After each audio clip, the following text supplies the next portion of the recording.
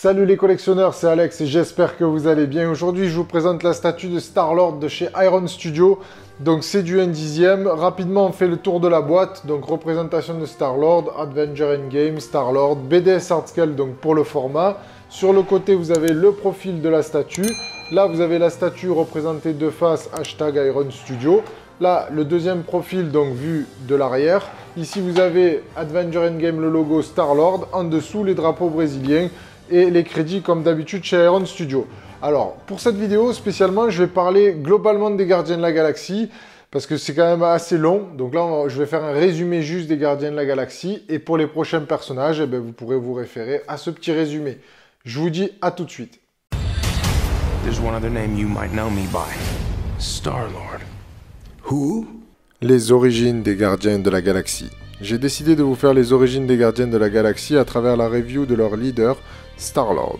Les Gardiens de la Galaxie est le nom de deux équipes successives de super-héros évoluant dans l'univers de Marvel dans la maison d'édition Marvel Comics. Créée par l'éditeur Roy Thomas et le scénariste Arnold Drake et le dessinateur Gene Colan, l'équipe apparaît pour la première fois dans le comic book Marvel Super Hero 18 en janvier 1969.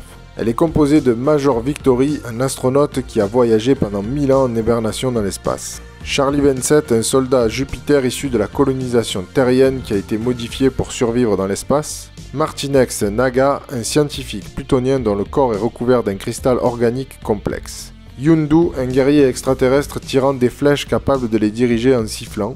Il décide donc de s'allier pour combattre la race extraterrestre des Badoon. Le comics n'a pas vraiment trouvé ses fans et s'est arrêté en 1995. Une seconde équipe est créée par le scénariste Dan Abnett et le dessinateur Andy Loning.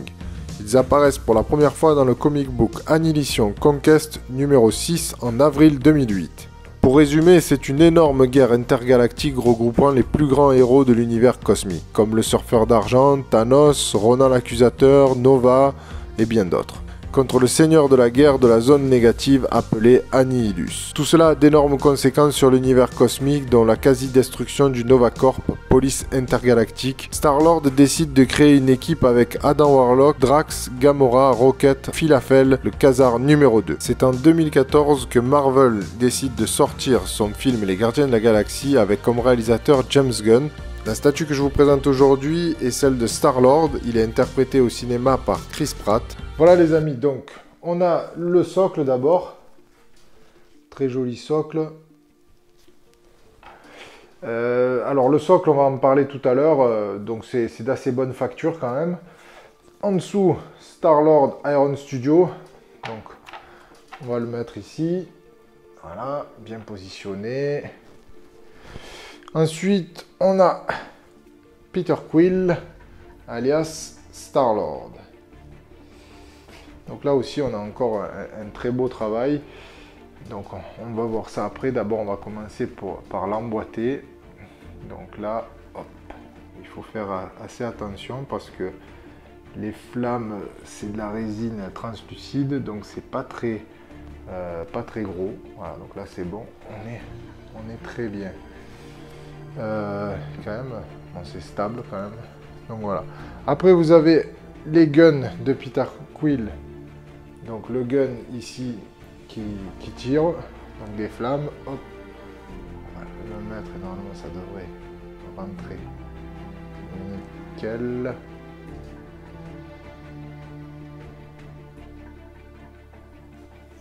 Voilà. Et le deuxième, donc ici. Voilà. Alors là, bon, on a une pose où il est en train de réellement jaillir avec ses rétro-répulseurs là. On a toujours un travail vraiment incroyable sur les tenues, du relief, du paint comme d'habitude.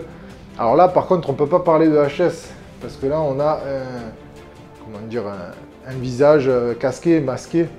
Donc là, c'est différent. Donc là, tout se joue sur bon, le casque est très bien fait, attention, hein. On a quand même un effet métal qui a un très bon rendu.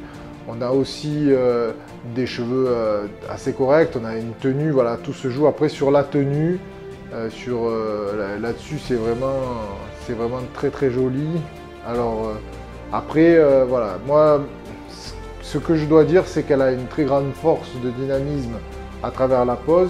Par contre, c'est cet aspect fumé qui me gêne un peu parce que ça me fait penser à de la mousse à raser. Voilà, donc tout simplement.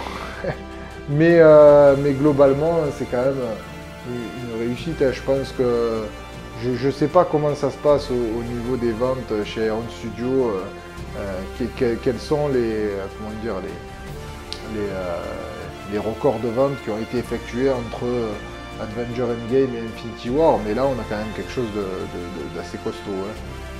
On est sur une très belle pièce quand même. Il y a le paint ici là, qui donne un aspect vraiment de flamme, avec ici une petite continuité translucide aussi qui est vraiment jolie. Donc voilà, ça reste une très belle réalisation. Là par contre, même alors en n'ayant pas celui de Avenger Infinity War, j'ai quand même une préférence pour celui d'Avenger Infinity War. Bon après c'est une affaire de goût, ça reste quand même une très belle statue. Alors je sais pas, je vais la mettre après sans le plateau pour voir. Normalement bon, ça reste assez stable. Hein. J'ai un doute sur la stabilité, mais alors c'est un léger doute. Donc après c'est à voir. Donc après pour la conclusion, je pense que je l'enlèverai du plateau tournant pour voir un petit peu ça. Voilà donc les amis, globalement c'est quand même une très belle réussite. Donc on va se retrouver pour la conclusion. Alors la rapide conclusion sur ce Star-Lord Avenger Endgame. Alors c'est une belle réalisation, mais je suis un petit peu mitigé comparé à ce que j'ai vu avant. Alors pas pour des raisons réellement techniques, parce que globalement Iron Studio s'en sort toujours très bien. Ils excellent toujours dans les détails des tenues, dans le paint, dans tout ça. Sur les points forts, donc il y a ça. Il y a le casque aussi qui a un aspect métal, qui est vraiment très joli. Donc ça c'est vraiment pas mal. Et c'est malheureusement ce petit aspect là où je retrouve pas trop sur les guns cet aspect métal qui me dérange un petit peu. Le plus gros, on va dire, du truc qui me dérange, c'est la fumée ici qui me donne un aspect un petit peu mousse à raser. Donc ça, c'est globalement une belle pièce. Il y a une tendance aussi où j'avais l'impression qu'elle n'était pas stable. Pourtant, elle l'est. Vous voyez, quand je la touche et tout, elle reste bien stable, elle ne bouge pas. J'ai pas ce problème-là. Après, voilà, ça c'est mon avis. Globalement, ça reste une belle pièce. Donc si la pièce vous intéresse, comme d'habitude, vous avez le lien d'achat dans la description. Dites-moi ce que vous en pensez dans les commentaires. Likez, partagez, abonnez-vous à la chaîne pour ne pas rater toutes les prochaines vidéos qui arrivent. Je vous dis à très bientôt et collectionnez bien.